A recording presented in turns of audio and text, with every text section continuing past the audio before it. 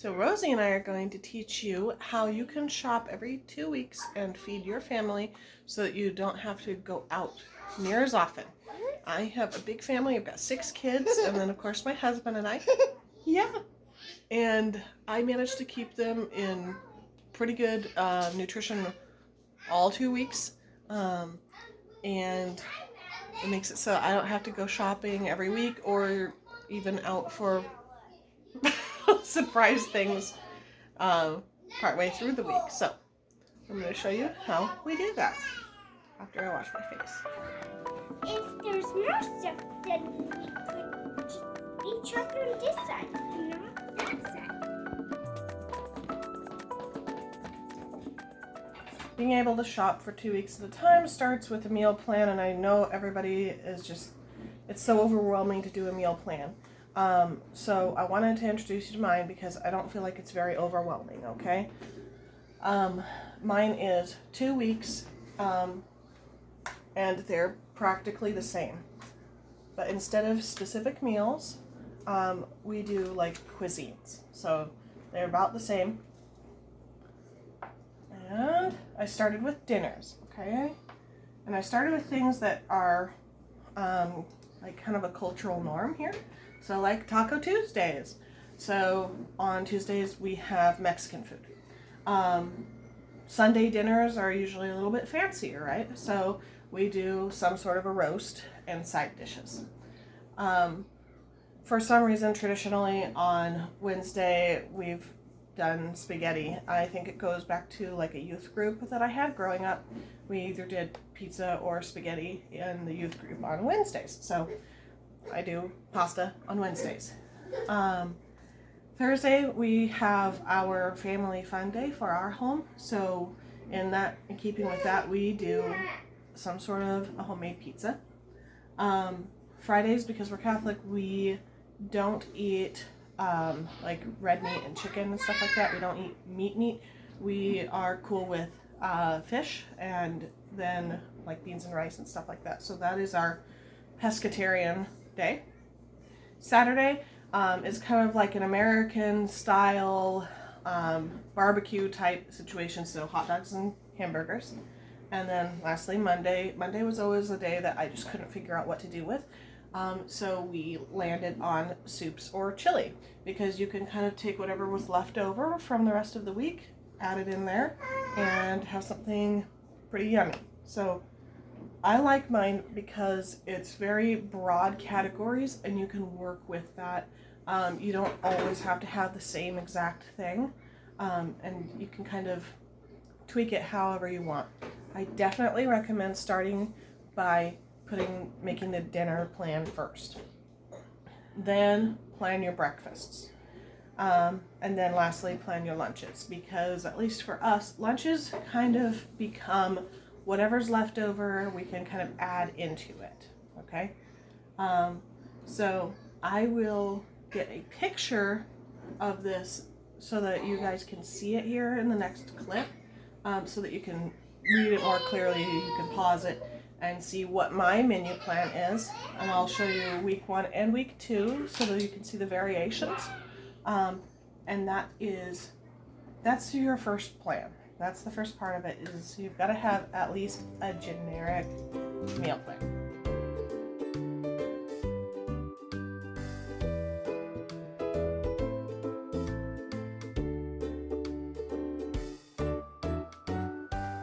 Once you have your menu planned out, you are going to make a permanent shopping list.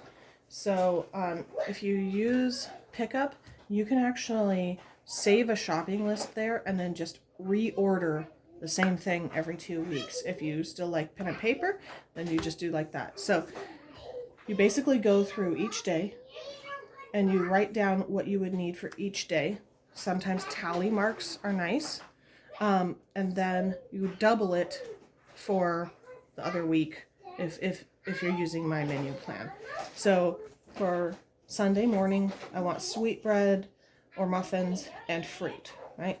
So I'm going to do fruit, and how many days of that am I going to need? So for now, just one day.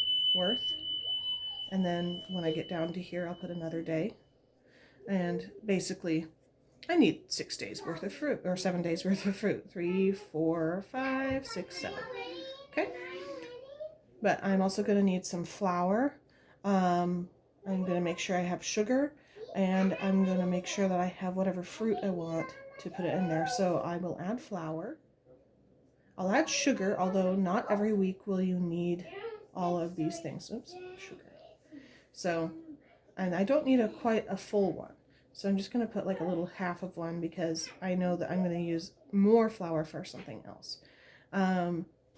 Sugar, I'm also just going to put like a little tiny mark. It's not a full one. All right. Eggs would be nice for that too. And I only need a little bit of a dozen. So right there. Okay, so lunch is macaroni and cheese. So I'm going to need pasta. How many boxes am I going to need? Well, my family uses 2 boxes per meal. So that's for the macaroni and cheese. Later on, for Wednesday, I have pasta with Alfredo here. And I'm going to need 2 more boxes. And then on the other side, because of course I'm going to double this. On the other side, I'm going to need those same 4. So really, getting 8 boxes of pasta for the 2 weeks is what I'm going to end up with. Just like over here, I'm going to need 14 days worth of fruit, etc. So I want a pork roast. So we'll say pork.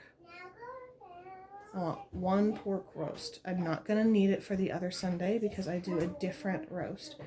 Vegetables, so I usually do like carrots, onion, potato. So I'm going to need like about half of a portion, a little bit of onion, a little bit of carrots. Okay? As I go through, like here, I'm going to have some sort of a soup. I'm going to add the rest of this to like the carrots and the onion and the potato, and it'll just build up. Once I've have this whole thing, you know, marked up with however many tallies I have, and I have all these written down, I'll just double it. Times 2 equals 14. Times 2 equals 6 usually.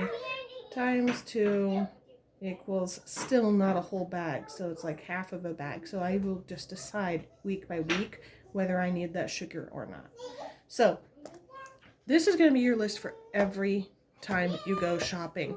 If you notice that you're like, I'm out of oregano, I only have to get that every like 3 months, add it then. But this gives you a huge leg up in time saving because it's always the same thing.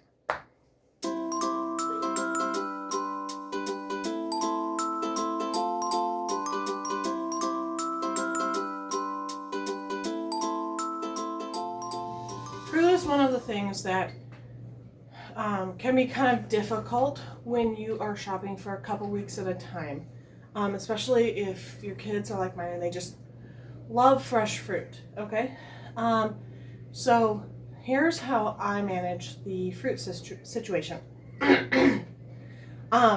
First of all, I buy a variety because each of these kinds of fruits are going to expire at a different rate. So some of the things that are going to go bad the fastest are going to be bananas, right here.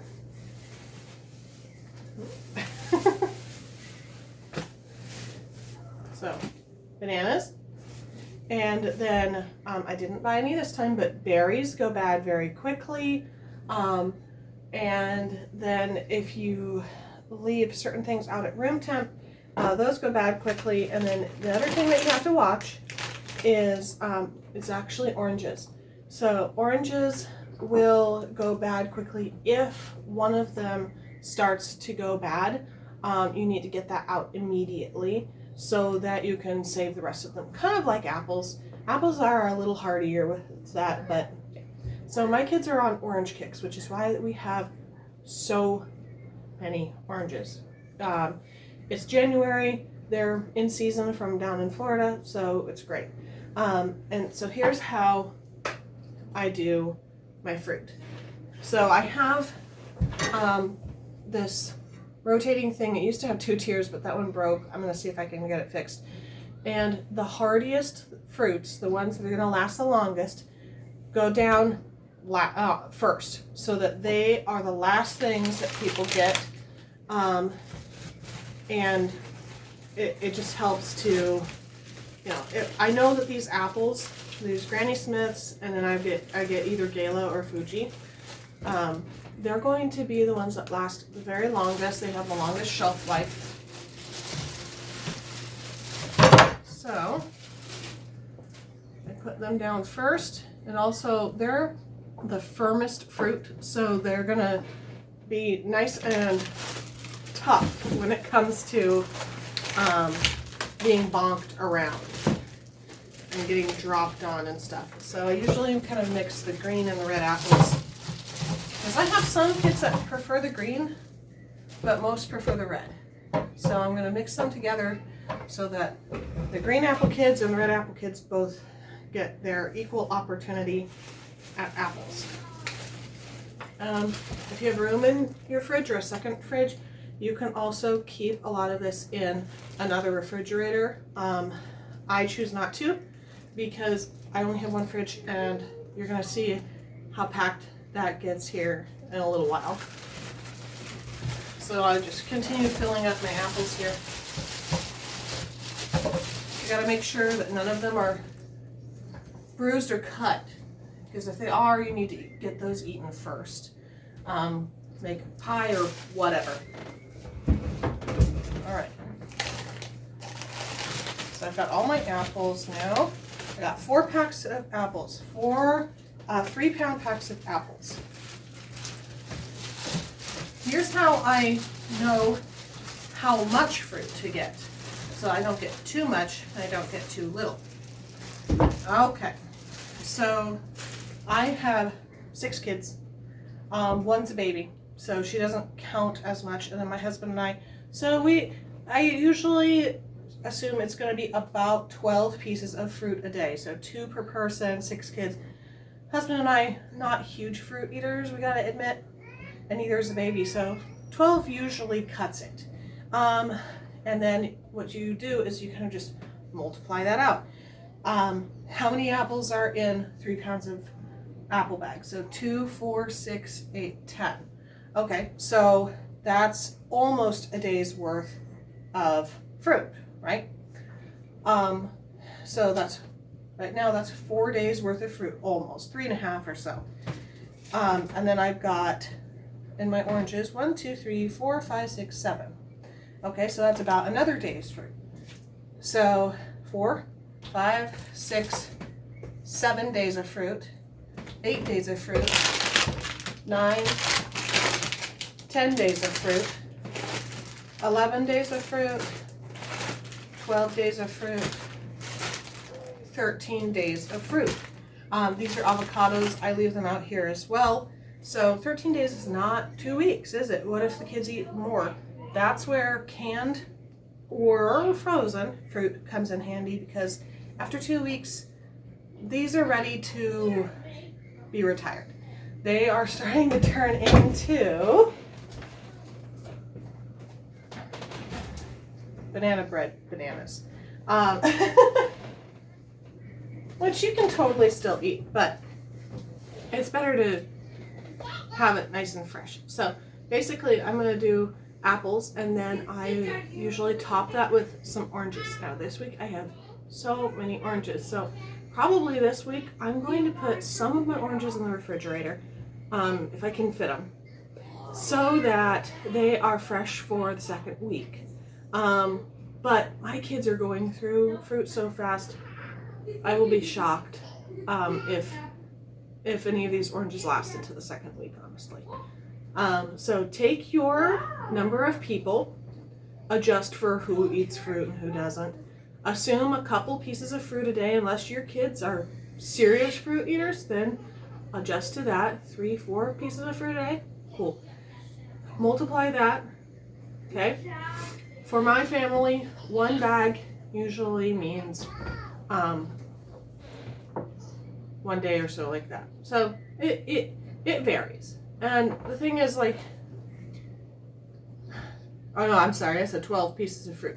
These oranges are fairly big, so they still kind of end up counting. Oh, and I didn't even count the bananas. So math is my forte, but not in front of a camera. So, but this is how I decide how much fruit I'm going to be getting. And like I said, I also get canned fruit, or I have fruit that I have canned, like over here. Get it within the camera shot. I've got my canned peaches and stuff like that. So I've got all sorts of stuff that I can use even when I run out of fresh fruit. So that's how I handle fruit, and that's how you guys can handle fruit. So here's what the table looks like after I've got all of the table fruit set out. And the kids can pick a couple to have each day. Other stuff like the grapes gets put in the fridge. So in order to get enough protein for 2 weeks, you need to make sure that you are kind of varied on its application. So I know that once a week, so twice in this 2-week thing, I'm going to have a roast. One time I'm going to roast a chicken. One time I'm going to do a pork loin roast. These are both fairly inexpensive. And yeah, I'm probably not going to use the whole thing for one meal. Just because my littler kids are not as big meat eaters as others. And they prefer the sides. Yeah. Yeah. So, you may be looking at my ground beef and say, well, that's not enough for 2 weeks. And you would be right. And the reason I only have one out here is because I still have one tucked away in my freezer. But yeah. Basically, you just need to say, okay, how much am I going to be using per week, and then multiply it by 2. Ground beef for me this week is going to be used to make burgers. You can actually stretch this by adding quick cooking oats. Yeah. Yeah. So nice. You can stretch it by adding quick cooking oats, or egg if you have it. There's a lot of ways you can stretch that ground beef. Yeah. I know you're sleepy. For tacos and for soup and for things like that, I have my chicken breasts. Now, a lot of people would just use ground beef or ground pork. Chicken breasts shred up just fine, and they do very well for applications like that. Yeah. Now, as for something fun, I went and picked up some bacon this week. Normally I don't get bacon, just because it takes a little extra time for us and our mornings are pretty busy. But I've got 2 packs of bacon. I've got 2 packs of hot dogs for our hot dog Saturday. We usually go through a can of Spam every week, so I get 2 so that we can have our Monday morning breakfast, which is usually a Spam sandwich. And then other sources of protein are this. We have canned chicken for when we are in a hurry or we're running low on the fresh stuff. It's nice to just add that into something. Same with the tuna. Not many of my family really likes tuna, but I do serve it on Fridays for lunch. So I get tuna, and I usually end up with more than I really need to. But other sources of protein besides those meats and fishes are yogurt, which will last at least a couple weeks in your fridge, and cheese. I pick shredded cheese because for some reason brick cheese is more expensive here than shredded cheese is per pound. So I'm like, okay, well, I guess we're just going to go with the shredded cheese. I know that I'm going to be making 2 nights of pizza, so I need 2 bags of mozzarella. And I know that on my Mexican nights, I'm going to use probably half a bag, so 1 full bag for 2 weeks. The other 2 bags of cheese are for topping things that kids won't eat unless they're hidden. So you can totally do this. Rely on your pantry for some of it. Stick the second week's worth of stuff in the freezer instead of the refrigerator. And you can totally rely on that. Now, this is not enough yogurt for us right here. But here's what I do. I get some plain yogurt as well. I still have some in my fridge. And then because I pick up raw milk every week, I just make my own yogurt and you can add flavors to it. So that's another way that you can kind of have things ready but not going bad, is that just make it fresh when it's time. Yeah. And this little one needs a nap. So we're going to go do that before I continue on with my video.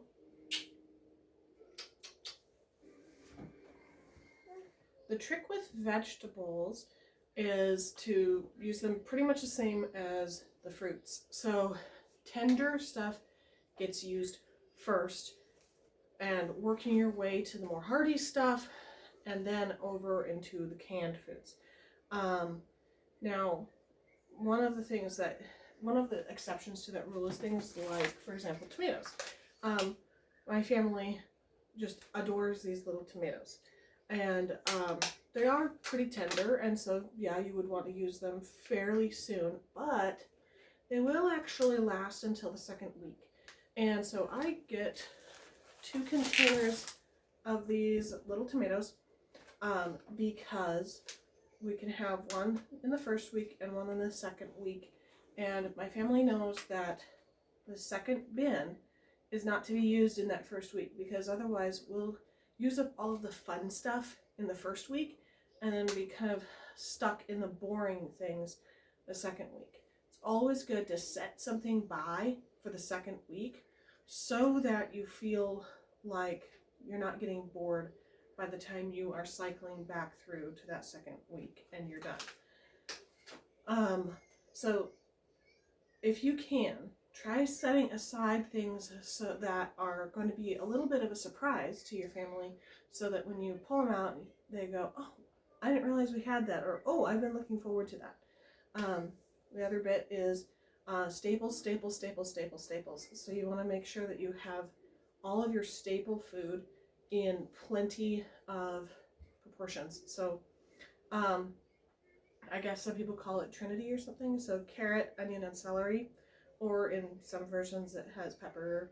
Anyway, so I make sure that I get potatoes, because these potatoes can be served in all different forms all through the 2 weeks. Onions, I get 2 bags of onions because we use onions in everything.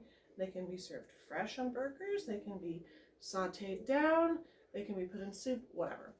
Carrots are very versatile too, because you can serve them raw as a crunchy snack or as a side dish in your lunches, but they're also great in cooked things like roasts or in soups, etc.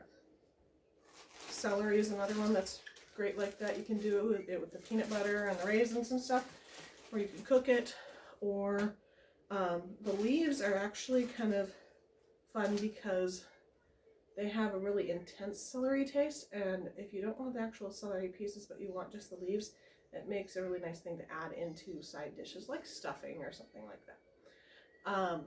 I do try to save 1 or 2 of my colorful bell peppers for the second week, because I feel like once we've used up our vitamin C sources from like the oranges and stuff in the first week, bell peppers have a ton of vitamin C in them, and I think it helps my family to get that nutrition in that second week without necessarily resorting to canned and frozen stuff. But speaking of canned and frozen stuff, I don't usually get frozen vegetables just because my kids don't eat them so much. If your kids do, then absolutely get those frozen vegetables. Peas, broccoli, maybe that California mix, whatever you got. You'll also see over here on the corner, I've got a bunch of canned things. It's mostly corn and green beans and tomatoes. There's also some oranges that go in that fruit section. But those are things that I add into a meal where it's not going to be a standalone thing usually. But my kids do like to have the green beans, and that helps if they won't eat whatever other vegetable I have available. On my menu for the week, there's several places where it says salad, and because it's really important to get vegetables in with every meal if possible, or at least a couple meals a day. But lettuce, like the bagged salads, don't last very long. If you like those bagged salads, go ahead and grab a couple, but anticipate that they're not going to last very long. What I find lasts pretty decently are these hearts of romaine. They have enough of a stalk left on them that they're staying moist enough. And then if you discover that they are going bad before you can get to them, cut down on the hearts of romaine and instead get cabbage. Green or red cabbage. Green cabbage makes a really good salad green. And the other bit that you can do is you can learn how to grow sprouts. Growing sprouts is a wonderful way to get that fresh, crunchy green into your meals without having to go to the store extra. So those are some really good ways to get vegetables. These are basically my vegetables for the week, plus I have like a couple little leftovers in the fridge, not very many. I have half a cabbage, and I have a couple more potatoes in the pantry. So these are my vegetables for the week, and you can kind of guesstimate about how much you're going to use, similar to the fruits. You think, okay, I have how many people? For us, it's 8 people, and how much vegetable do they eat in a day, and then multiply that by 14 days. Fairly simple, fairly straightforward, and yeah, so it's a really similar to the fruit. The next tip I have for making sure that your groceries last 2 weeks is to practice FIFO, first in, first out. So clean out your fridge, make sure that everything in there is nice and good, and then you're going to restock with your new items toward the back, and your older stuff that was left over from the previous week closer to the front so that it gets used first. Another reason we go to the store midweek is oftentimes bread items. And what keeps me from having to go in every week or even more frequently than that is actually not stocking up and freezing bread, although you absolutely can do that. Like me? Like you? Yeah, I it's don't know. me. Well, I was talking to the camera. Are you watching? If you're watching this show, then I guess I'm talking to you. Oh, okay. I want to talk to You want to come over here and talk? Come sit on my lap. Okay. All right. Tell the camera what these are. Dayo. What is Tortillas. tortilla? So these are tortillas. So tortillas last longer than bread, huh? Yeah. Because bread goes moldy faster. Tortillas stay, mold. and tortillas stay fresh longer. So if you get more tortillas and less bread, that helps you to keep them fresh. And tortillas work for lots of stuff, huh? And those are crackers. Yep. Crackers are another good replacement for fresh bread, because oftentimes we don't really need like bread to go with soup or anything like that. Sometimes we just need some crackers, right? And those are beans. And that. And that. Tomatoes. So can we tell them what else I do for bread? How do we get bread? How do I get bread? What do I do in the oven? Do I make bread? No. I do make bread. I do. You do. Yeah, I do make bread. So this week I only got 4 packs of flour, so that's 20 pounds. Flour. But usually I'd get a little bit more. I just happen to have some more in the pantry still. 5 pounds of flour Beans. makes And 6 loaf pans of bread. And Or, what is those? well, we already talked about those. Those are vegetables. Yeah. Okay, let me tell them about the bread, okay? This is also how I make my bagels for Tuesday mornings, and I use the same recipe. Hey, Margaret, the crinkling noise is going to show up on the video. And I help to make those. sometimes, with my mom. yes. And we also make our breakfast bread for Sunday morning. So banana bread or muffins or whatever else I have. Yeah, and bread. So by baking it fresh, it means I don't have to go to the store as often. What I like to do is do as much baking in one day per week as possible so that I don't have to... Impossible. So I don't have to keep coming back to it and baking more each day. I love you. I love you too. I love you. Yeah? Yeah. Yeah. And I love you. Yeah. It's very pretty, huh? So that's what we do for our bread. You can also make... You also make You can also make tortillas. Tortilla. And you can make crackers at home. So if you get flour... Tacos. If you get flour, you can make just about anything. I usually use it for my pizza crust and stuff like that. Pizza cup. Alright, let's talk about something else now. Okay. I'm going to turn it off. And then I'm going to do a video in a minute.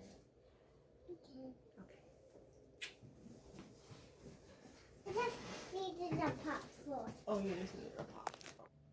One of my last tips for shopping every 2 weeks instead of more often is to not expect yourself to be healthier than you actually are. Most of those I gotta run to the store trips are for like last minute ingredients, but also you always buy something that's like a splurge. So, you know, you want to make sure that you have things like coffee. You don't want to go 2 weeks without whatever your beverage of choice is. Coffee, tea, I don't know. Vodka, I don't know. And go ahead and get yourself whatever sweets you like. I get like a chocolate and a vanilla ice cream. I try to get the more plain ones because they don't get eaten quite as quickly because they're not quite as enticing. And so, yeah, just don't anticipate you're only going to be eating, you know, fresh baked bread and carrots and Spam and stuff like that. You're going to want like a little bit of a treat too. So don't shortchange yourself on that. Go ahead and grab it. So there's a couple things that are like side benefits from shopping less frequently. Number one, you use things in your pantry that you didn't really anticipate using. Things that, you know, you got at one point and, you know, it's getting closer to the last 2 weeks and you're like, man, I'm getting out of creative ideas. I'm just going to go look and see what I have. And you come up with things that you don't usually use. Like, when was the last time I used lentils? Actually, I just got these today. But, you know, when was the last time I used coconut milk? Or maybe I can incorporate that. So you use more of your pantry than you would if you could just say, oh, well, I'll just leave it there for later and I'll go get something new. That's number one. Number two, you invariably end up slightly overstocking on certain things like pasta. So you have that there if you ever, for some reason, need to go even longer. Whether money's tight, weather's bad, you got more people coming over and you need a little extra, you invariably have extra of something that you can add in. And the last benefit that I want to mention is that it saves me money.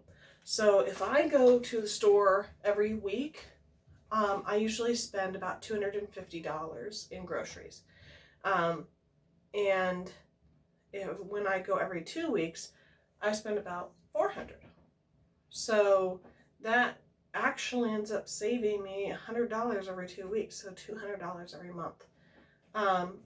And mostly it's because every time you go to the grocery store, you add on like, oh, I'll just get this. It just looks fun. I'm sure everyone would like it. Little side items that you know you could live without, but you just get them because you're here, and yeah, it's just going to make it easier.